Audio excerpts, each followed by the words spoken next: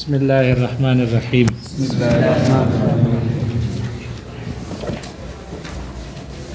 خطبہ الحمدللہ ختم ہو گیا. الحمدللہ یہ خطبہ ختم ہو گیا. تہذیب کا خطبہ ہے، خیال کرنا.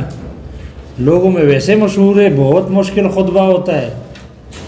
مشکل تھا جی، منطق سے متعلق تو نہیں تھا نا، سارا صرف اور نحو ہے. وہ ترکیب ہے، صرف بھی نہیں ہے، نحو ہے، منطق تو نہیں ہے. تو اس میں مشکل والی کون سی بات ہے؟ ثانیہ پڑھ کے آئے ہو، شرح متعامل پڑھ کے آئے ہو. اس لیے خطبہ شاہ تہذیب کا خطبہ مشہور ہے مشکل ترین خطبوں میں. لیکن آپ نے دیکھ لیا کہ کچھ بھی نہیں ہے، ویسے ٹائن ٹس کچھ بھی نہیں ہے. ہاں ہے، اس کے لیے ہے جس نے نہ دیکھا ہو، نہ پڑھا ہو، نہ لکھا ہو.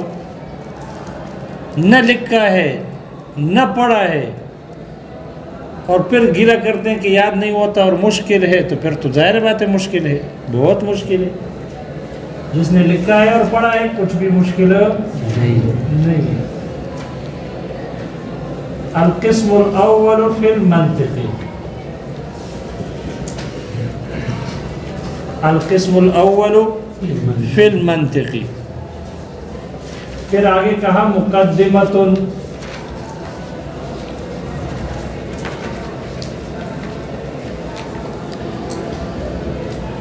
القسم الاول عنوان فی المنطق، دوسرا عنوان لگایا مقدمۃ.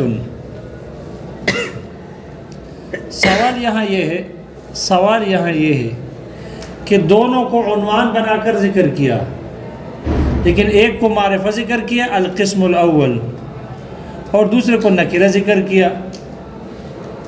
یا تو دونوں کو معرفہ ذکر کرنا چاہیے تھا یا دونوں کو نکرہ ذکر کرنا چاہیے تھا.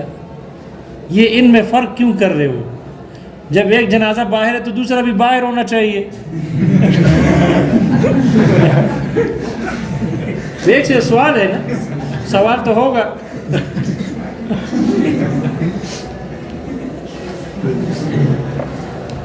جب عنوان دونوں ہے، دونوں آپ نے عنوان باندھے ہیں، تو عنوان ایک معرفہ اور دوسرا نکرہ، یہ فرق کیوں؟ یا دونوں معرفہ ہونے چاہیے یا دونوں نکرہ ہونا چاہیے. اشکال آ رہا ہے سمجھ میں؟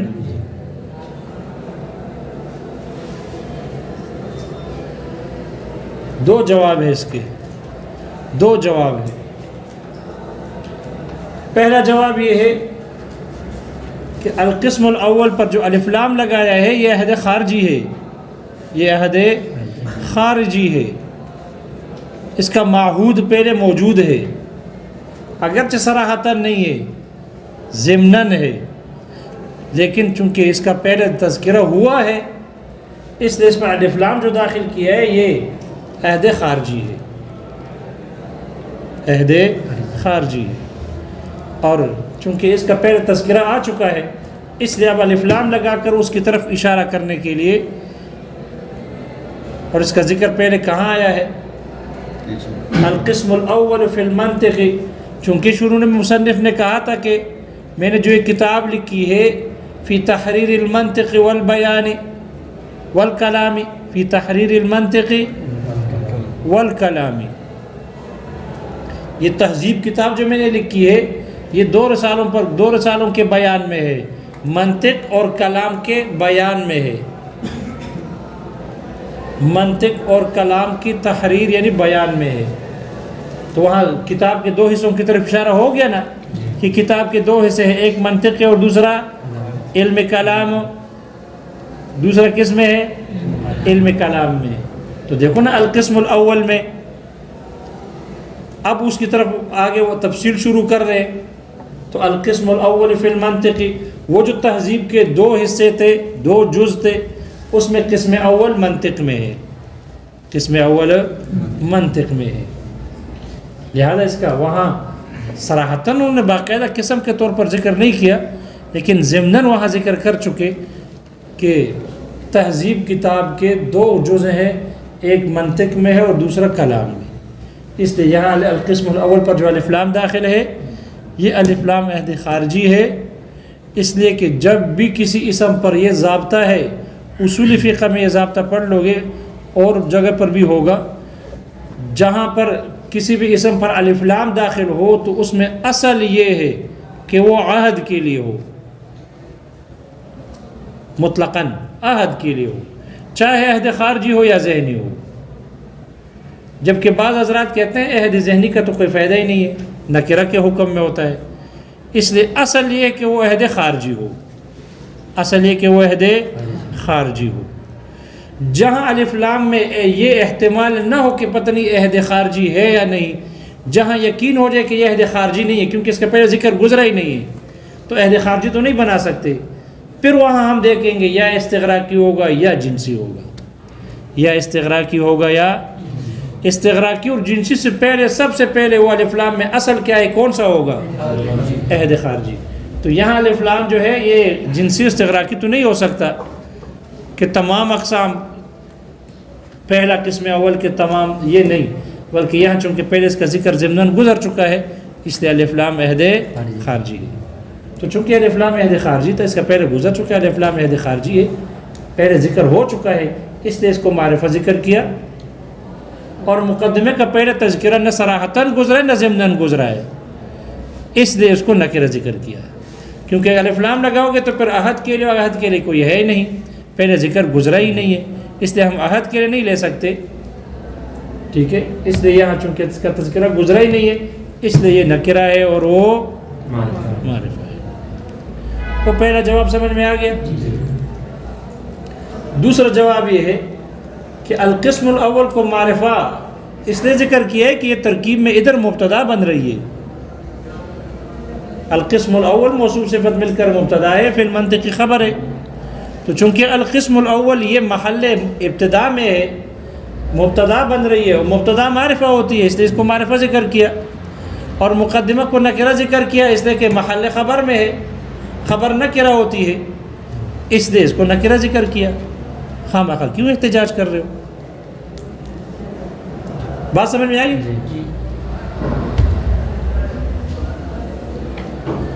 القسم الاول فی المنطق، پہلی قسم کون سی؟ منطق میں پہلی قسم دو رسالت ہے نا، دو رسالت ہے، ایک منطق میں دوسرا کلام میں، تو القسم الاول سے کون سا قسم مراد ہے؟ منطق میں، تو پھر عبارت کیا ہو جائے گی؟ المنطق فی المنطق، القسم الاول سے مراد منطق ہے نا، تو عبارت تو یہ ہو جائے گی المنطق فی المنطق، ایک اور تباہی ہے یہاں ایک اور خرابی لازم آ گئی، اس لیے کہ آپ کے قسم اول سے مراد منطق ہے، تو پھر عبارت کا مطلب ہو جائے گا المنطق فی المنطق، المنطق فی المنطق، اور یہ درست نہیں، کیوں؟ اس لیے کہ یہاں لفظ فی موجود ہے، اور فی آتی ہے ظرفیت کے لیے، فی آتی ہے ظرفیت کے لیے، یاد رکھنا فی جو ہوتی ہے فی کا ما بعد ظرف بنتا ہے، اور فی کا ما قبل، فی کا ما بعد ظرف ہوتا ہے، اور ما قبل کیا ہوتا ہے؟ مظروف۔ ایسے دیکھ رہے ہو، پہلی مرتبہ سن رہے ہو، فی کا ما بعد جو ہوتا ہے یہ ظرف، اور فی کا ما قبل مظروف۔ الماء فی الکوز، الماء فی الکوز، الماء فی الکأس، الماء فی الکأس، کاس ظرف ہے، وہ ظرف معنی برتن، اور جو چیز برتن میں ہوتی ہے وہ مظروف، جو چیز برتن میں ہوتی ہے وہ مظروف ہوتی ہے، تو فی تو ظرفیت کے لیے آتی ہے، اور جب فی ظرفیت کے لیے آتی ہے تو فی کا ما بعد ظرف ہوتا ہے ما قبل کے لیے، فی کا ما بعد برتن ہوگا ما قبل کے لیے، ما قبل مظروف ہوگا، وہ اس میں ہوگا مظروف۔ فی سمجھ میں آ گیا؟ اور یہاں پر جب قسم اول سے مراد منطق ہے تو اب تو یہ ہو جائے گا المنطق فی المنطق، جبکہ ظرفیت کے لیے اصول یہ ہے کہ مظروف اور شے ہوگا اور ظرف اور شے ہوگی. مظروف ظرف کا غیر ہوگا، دونوں ایک نہیں ہو سکتی، وگرنہ پھر ظرفیت الشیء لنفسہ کی خرابی لازم آئے گی. ظرفیت الشیء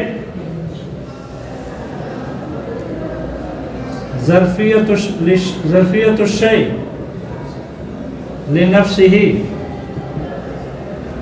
شے کا ظرف بننا لازم آئے گا خود اپنے آپ کے لیے. ایک شے خود اپنے آپ کے لیے ظرف بن جائے گی، اس کو کہتے ہیں ظرفیت الشیء لنفسہ. اور ظرفیت الشیء لنفسہ بالاتفاق باطل ہے. ظرفیت الشیء لنفسہ بالاتفاق باطل ہے. یعنی ایسا نہیں ہو سکتا کہ جو ظرف ہے وہی مظروف ہو، جو مظروف ہے وہی ظرف ہو، اور آپ کی اس کلام کی صورت میں ظرفیت الشیء لنفسہ کی خرابی لازم آ رہی ہے. پتہ نہیں کچھ سمجھ میں آ رہا ہے امام صاحب؟ جی اشکال آگے سمجھ میں؟ اس نے الماء فی الکوز تو کہہ سکتے ہیں، لیکن الماء فی الماء نہیں کہہ سکتے، الکوز فی الکوز نہیں کہہ سکتے. القلم فی الکتاب تو کہہ سکتے ہو، لیکن القلم فی القلم نہیں کہہ سکتے. ظرفیت الشیء لنفسہ یہ جو خرابی لازم آ رہی ہے درست نہیں ہے. ظرفیت الشیء، شے کا ظرف بن جانا ہے اپنے آپ کے لیے، لنفسہ ہی، اپنے آپ کے لیے، اپنے ذات کے لیے. اور یہاں ظرفیت الشیء لنفسہ کی خرابی لازم آ گئی، اس لیے کہ القسم الاول سے مراد منطق ہے، اور آگے پھر ماتن مصنف نے کہا کہ فی المنطق، منطق میں ہے، تو المنطق فی المنطق ہو گیا. ظرف و مظروف ایک ہو گئے، جو کہ درست نہیں ہے. یہ بات سمجھ میں آ گئی؟ دو جواب ہے اس کے، ایک جواب اجمالی ہے اور دوسرا جواب بہت تفصیلی ہے. ایک جواب جو اجمالی ہے، اجمالی یہ ہے کہ القسم الاول فی المنطق، تو منطق سے مراد ہے الفاظ،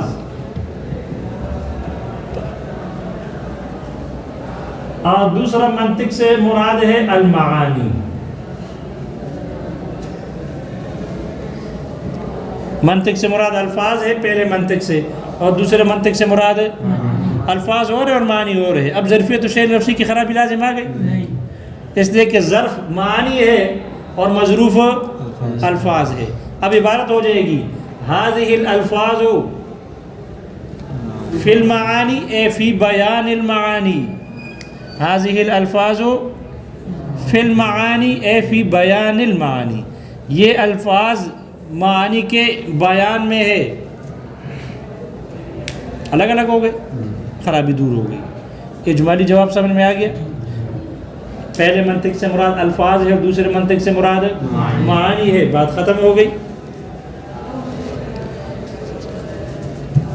یہ اجمالی جواب تھا. تفصیلی جواب یہ ہے کہ یہاں پر القسم الاول فی المنطق، جو منطق ہے القسم الاول، اس منطق سے مراد کتاب ہے، اس منطق سے مراد الکتاب کتاب ہے. اور دوسرا فی المنطق سے مراد علم ہے. فی المنطق فی علم المنطقی. اور کتاب میں ہم پڑھ چکے کتنے احتمالات ہیں؟ ہر کتاب میں 7 احتمالات ہیں. پہلا احتمال کس سے مراد؟ الفاظ. دوسرا احتمال کس سے مراد؟ معانی. تیسرا احتمال ہے کہ نقوش. چوتھا احتمال ہے کہ الفاظ اور الفاظ و معانی. پانچواں احتمال ہے کہ الفاظ و نقوش. اور چھٹا احتمال ہے کہ معانی و نقوش. اور ساتواں احتمال ہے کہ الفاظ و معانی و نقوش. کتاب مراد ہے اور کتاب میں 7 احتمالات ہیں. اور دوسرا منطق سے مراد علم ہے، اور اس میں 5 احتمالات ہیں. کتنے احتمالات ہیں؟ 5 احتمالات ہیں.